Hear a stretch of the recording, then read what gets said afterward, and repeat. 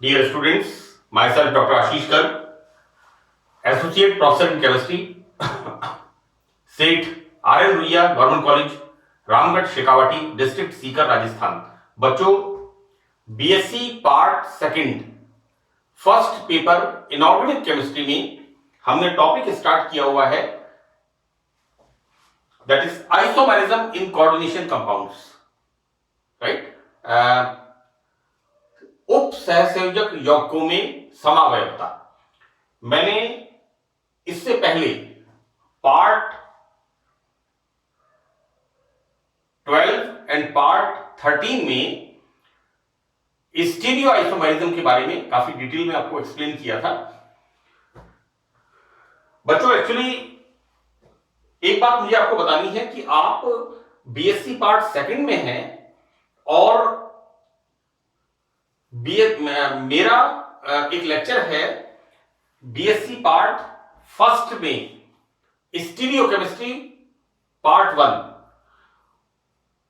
बच्चों, मैंने stereo chemistry part 1 में आइसोमेरिज्म के बारे में बहुत ही सिंपल भाषा में सरल तरीके से आइसोमेरिज्म को समझाने की कोशिश की है। मेरी आपसे रिक्वेस्ट है कि आप उसको जरूर देखें। BSc part first stereo chemistry part 1, उसमें स्टीरियो केमिस्ट्री स्टार्ट करने से पहले मैंने आइसोमेरिज्म के बारे में काफी डिटेल में और अच्छी तरह से, करीब अप्रॉक्सीमेट 40 मिनट्स का लेक्चर है वो, उसे आप जरूर देखें।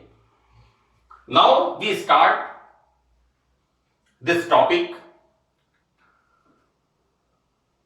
उप सहसंयोजक यौगिकों में समावयवता। बच्चों, बेसिकली होता यह है कि isomerism molecular formula is same, अणुसूत्र समान होता है, लेकिन यहां पर physical and chemical properties are different. भौतिक और रासायनिक गुण जो इनसे हम यौगिक लिखते हैं उनके अलग अलग होते हैं और इस परिघटना को हम कहते हैं समावयवता। मैंने बच्चों यहां पर थोड़ा सा बताने की कोशिश की है कि वे यौगिक जिनके रासायनिक सूत्र, मॉलिक्यूलर फॉर्मूले एक होते हैं, लेकिन उनकी संरचनाएं, देखो बेटा, structure, this is the structural isomerism. हम यहां पर जो बात कर रहे हैं स्ट्रक्चरल आइसोमेरिज्म की, राइट। और स्ट्रक्चरल आइसोमेरिज्म के बाद दूसरी आइसोमेरिज्म आती है स्टीरियो आइसोमेरिज्म, और स्टीरियो आइसोमेरिज्म के मैं पार्ट 12 एंड पार्ट 13 में कंप्लीट मैंने डाल दिया है। लेक्चर्स मैंने इसी चैनल, इसी लिंक के ऊपर डाले हैं। तो बच्चों, यहां पर मॉलिक्यूलर फॉर्मूला इज सेम, लेकिन स्ट्रक्चर इज डिफरेंट। तो ये संरचना भिन्न भिन्न होती हैं और इस परिघटना को हम कहते हैं, दिस इज कॉल्ड समावयवता। This is the structural isomerism, right. We start now structural isomerism, संरचनात्मक समावयवता।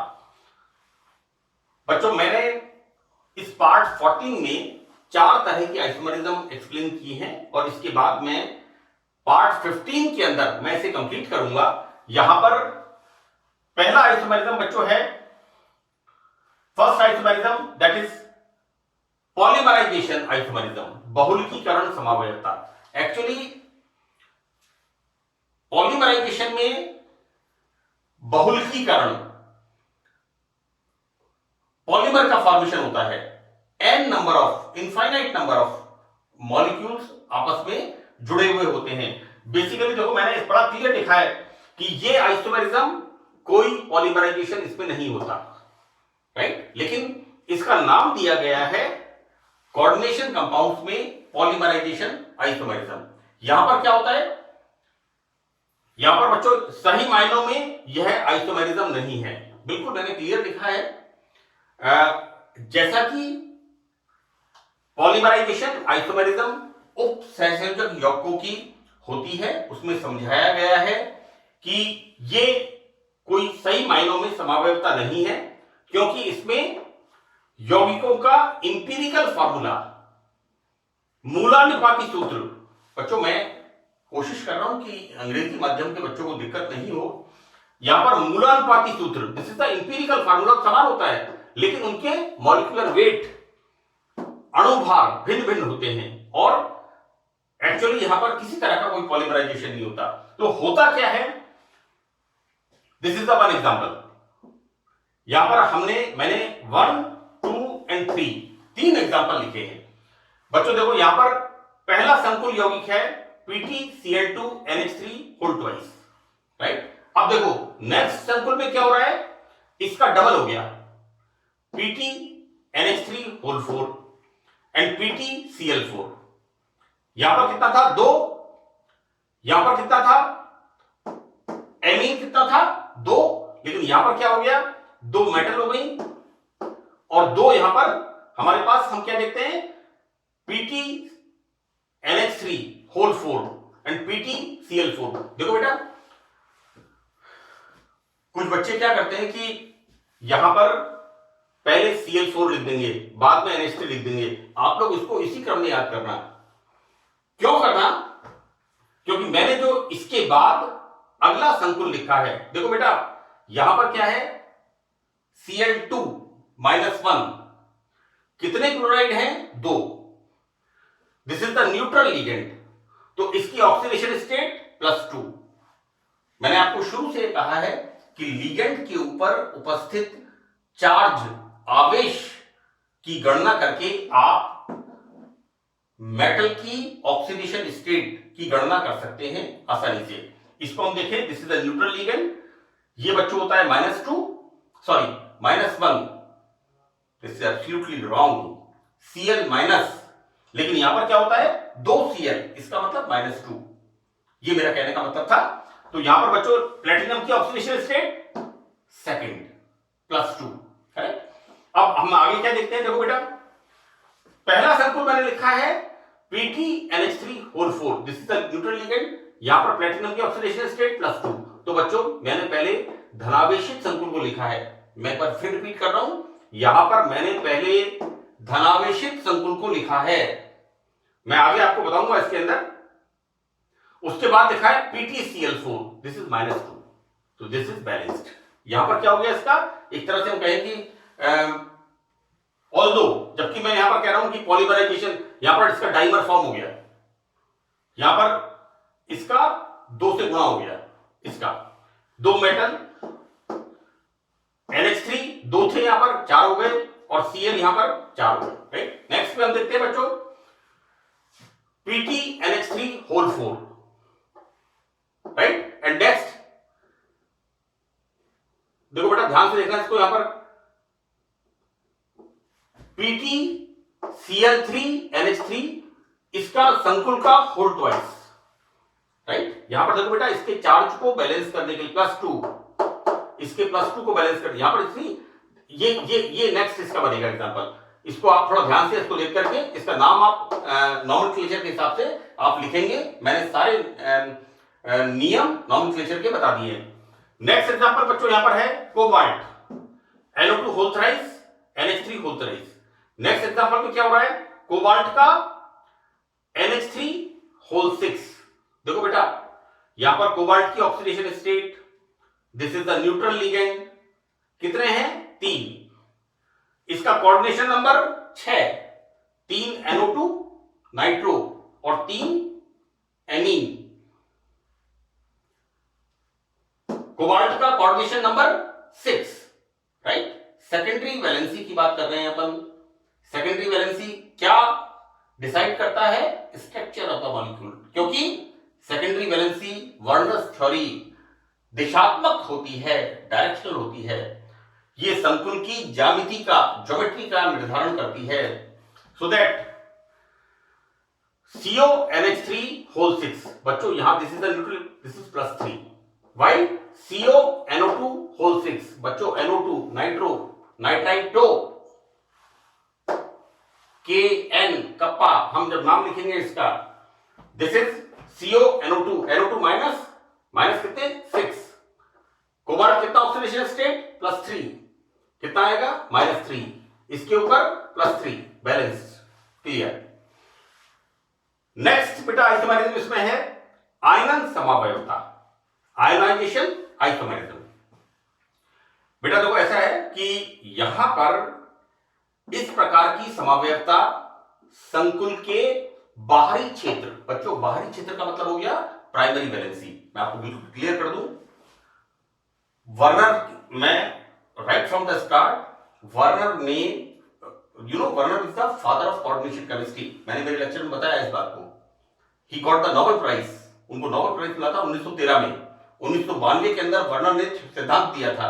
और हम सबसे पहले जब भी कोऑर्डिनेशन कंपाउंड्स की स्टडी करते हैं तो बच्चों सबसे पहले हम वर्नर की थ्योरी पढ़ते हैं, primary valency and secondary valency.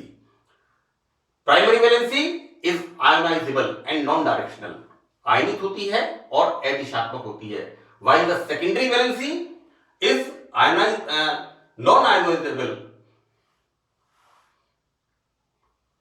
अनायनित होती है।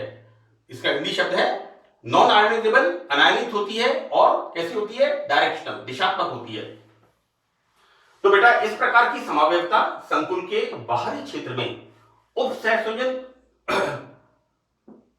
बाहरी क्षेत्र से उपसंयोजन क्षेत्र में, बच्चों बाहरी क्षेत्र का मतलब हो गया ये वाला और उपसंयोजन क्षेत्र हो गया ये वाला, right, this is the complex. तो बच्चों यहां पर क्षेत्र में लिगेंड की अदला बदली, एक्सचेंज के कारण होती है। फॉर एग्जांपल ये फर्स्ट एग्जांपल है और ये सेकंड एग्जांपल है, बिल्कुल क्लियर है, exchange of the ions, this is the ionization isomerism. तो व्हाट्स गोइंग ऑन, होता क्या है, COSO4 NH3 होल 5, राइट। अब देखो बेटा यहां पर क्या हो रहा है, ये कौन सा वैलेंसी है, secondary valency, and this is the primary valency. इसका हम अगला आइसोमर क्या लिख रहे हैं, यहां पर Br अंदर आएगा और SO4 बाहर चला जाएगा, राइट। तो बच्चों देखो पहला वाला जो कॉम्प्लेक्स है, पहले कॉम्प्लेक्स के अंदर फर्स्ट कॉम्प्लेक्स में मैंने लिखा है, इसमें first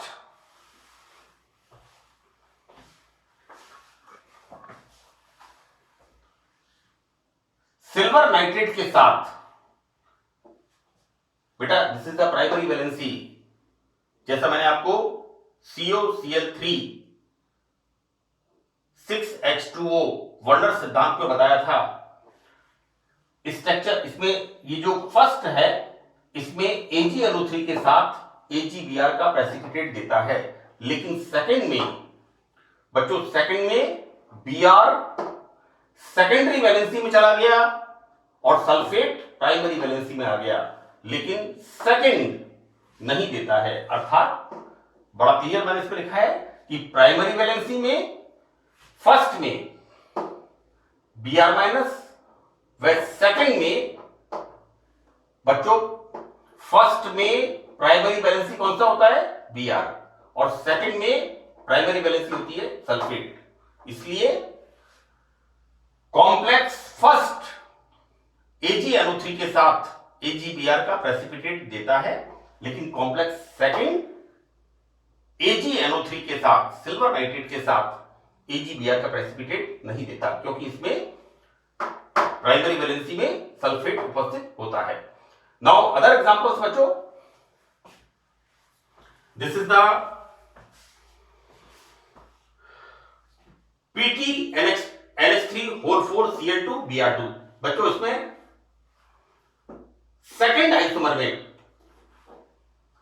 exchange of the ion, this Br2 comes inside in the secondary valency and Cl2 goes outside, you know। बाह्य क्षेत्र में इस प्रकार की समावयवता संकुल के बाह्य क्षेत्र में, उपसंयोजन क्षेत्र में, बाहरी क्षेत्र और उपसंयोजन क्षेत्र में लिगेंड्स की अदला बदली के, बच्चों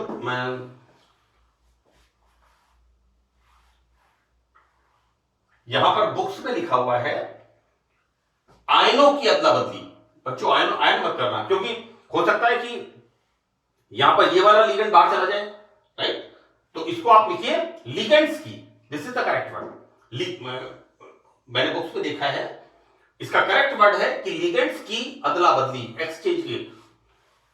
यहां पर देखो, this Br comes inside, this Cl2 goes outside, So this is the ionization isomer. Next,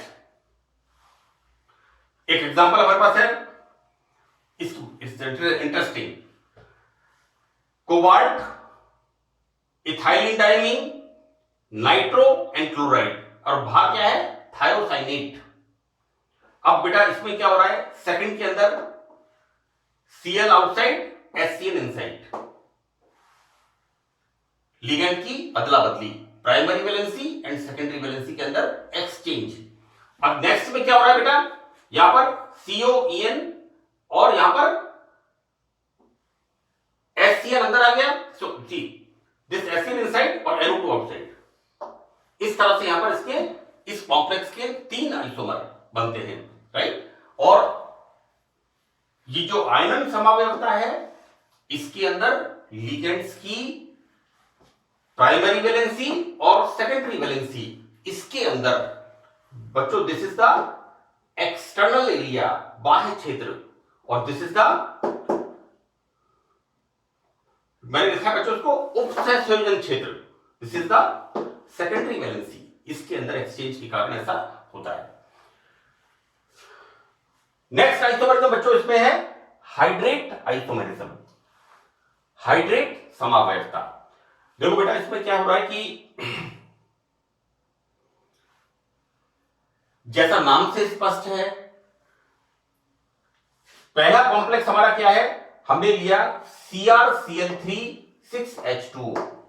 जैसे मैंने वर्नर सिद्धांत में बताया था COCl3 6H2O, और वर्नर ने अलग अलग अनुपात के संकुल बनाए और उसके आधार पर उसने अपने सिद्धांत को बताया।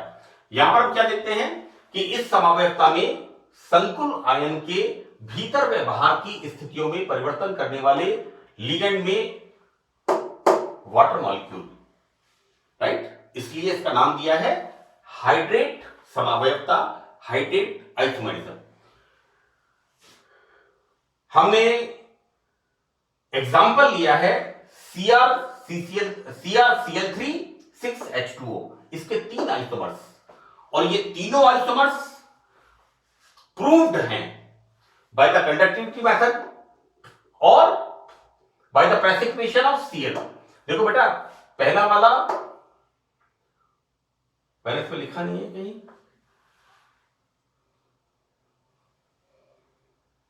देखो बेटा पहला वाला क्या देगा, प्राइमरी वैलेंसी 3 Cl, पहला वाला सिल्वर नाइट्रेट के साथ, मैंने इसमें लिखा नहीं है, मैं इसको बोल दे रहा हूं कि पहला संकुल सिल्वर नाइट्रेट के साथ रिएक्शन करके 3 मोल AgCl का प्रेसिपिटेट देगा, राइट। सेकंड के अंदर प्राइमरी वैलेंसी में कितने Cl हैं, 2, तो सेकंड वाला 2 मोल AgCl का प्रेसिपिटेट देगा सिल्वर नाइट्रेट के साथ अभिक्रिया करके। जबकि तीसरे वाले में क्या हो रहा है, तीसरे वाले में प्राइमरी वैलेंसी जो कि आयोनाइज्ड होती है, ये बच्चों 1 मोल AgCl का प्रेसिपिटेट देता है।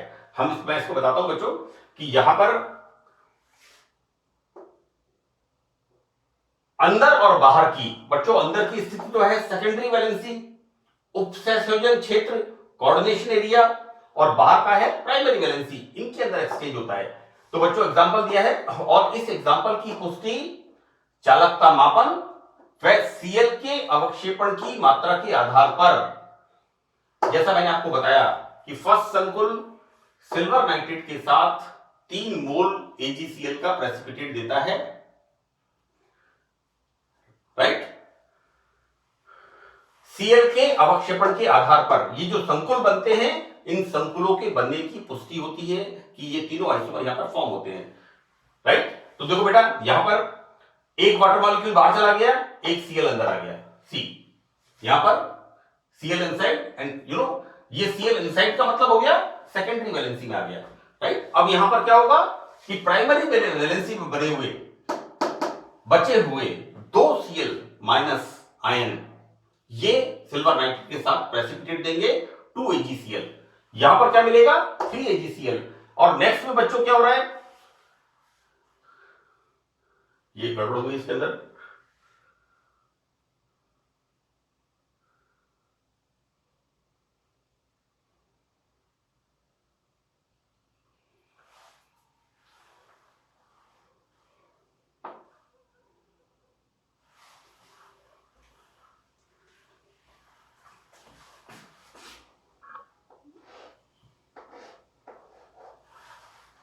अब करेक्ट है। यहां पर क्या हो रहा है बच्चों, थर्ड के अंदर दो वाटर मॉलिक्यूल बाहर चले गए, यानी प्राइमरी वैलेंसी में चले गए, और दो सीएल अंदर आ गए। देखो बेटा यहां पर एक सीएल अंदर है, एक सीएल, एक H2O बाहर है, फॉर्मेशन ऑफ दिस। यहां पर एक और आ गया सीएल अंदर, राइट। तो बच्चों क्या हुआ, एक H2O, यहां पर हमने लिखा 5 की जगह 4, इट गोज आउटसाइड। और देखो बेटा ऐसा है कि जैसे जैसे हम यहां पर जल के अणु का अदला बदली करते हैं, एक्सचेंज करते हैं सेकेंडरी वैलेंसी से प्राइमरी वैलेंसी में, राइट। यहां पर देखिए संकुल यौगिक complex compound colour, this is the violet, इसका कलर होता है green and this is the dark green, right. तो बच्चों यहां पर हाइड्रेट आइसोमेरिज्म की कंडक्टिविटी मेजरमेंट्स और सीएल के प्रेसिपिटेशन के आधार पर इससे जो ये तीन कॉम्प्लेक्स बनते हैं ये प्रूव होते हैं, और इनके तीन सूत्र दिए गए हैं इस तरह से। नाउ नेक्स्ट इज द उपसहसंयोजक समावयवता, कोऑर्डिनेशन आइसोमेरिज्म। देखो बेटा दिस इज अगेन इंटरेस्टिंग। दो तरह के हमारे पास संकुल हैं, एक संकुल है CONH3 और जैसा मैंने आपको बताया कि commonly cobalt and chromium +3 oxidation state. देखो बेटा यहां पर NH3 हम मान लेते हैं कोबाल्ट का +3 देन CrCN6 बच्चों एक साइनाइड के ऊपर -1, 6 साइनाइड के ऊपर -6, राइट। इसके ऊपर +3 तो इसके ऊपर -3, so our balance is satisfied, so this compound is ये बने कंपाउंड बनेगा। तो बच्चों यहां पर है यदि किसी उप सहसंयोजक यौगिक में धनावेशित व ऋणावेशित दोनों कॉम्प्लेक्स हों, दिस इज द धनावेशित complex, positively charge complex, and this is the negatively charge complex. बच्चों NH3 is the neutral ligand, तो दिस इज द +3, राइट। यहां पर साइनाइड इज द -1 का मतलब -6, यहां पर क्रोमियम प्लस इसका मतलब -3, दिस इज +3। धनावेशित संकुल ऋणावेशित संकुल दोनों कॉम्प्लेक्स हो तो उनके लिगेंड में अंतर परिवर्तन इंटरचेंज करने पर यह समावयवता मिलती है, राइट। ये पहला एग्जांपल है कोबाल्ट NH3 CrCN6, राइट। अब देखो बेटा ऐसा है कि नेक्स्ट एग्जांपल में मैंने मेटल में चेंज किया है ना। क्यों चेंज किया है ये सवाल मुझसे अक्सर बच्चे पूछते हैं मुझे। दिस इज द ये 30वां साल है, 30th ऑफ द ईयर, ये इनऑर्गेनिक केमिस्ट्री पढ़ाते हुए। देखो बेटा यहां पर क्या होता है कि पहले हम लिखते हैं धनावेशित संकुल और उसके बाद लिखते हैं ऋणावेशित संकुल, राइट। तो देखो बेटा क्रोमियम लिगेंड का चेंज हो गया NH3 राइट, और उसके बाद कोबाल्ट NH3 की जगह साइनाइड आ गया। बच्चों ये अब क्या हो गया यहां पर धनावेशित संकुल और ये हो गया ऋणावेशित संकुल, और इनके नाम मैंने बिल्कुल IUPAC नॉमेनक्लेचर जैसा मैंने आपको उप सहसंयोजक यौगिकों की नॉमेनक्लेचर के बारे में बताया है बिल्कुल उसी तरह से इसे एक्सप्लेन किया है। So that's all in this lecture. अब आइसोमेरिज्म के अंदर एक छोटा सा पार्ट और बचा हुआ है जिसे मैं पार्ट 15 के अंदर डिस्कस करूंगा। So that's all in this lecture. मुझे उम्मीद है बच्चों कि आपको ये अच्छी तरह समझ में आएगा। Thank you.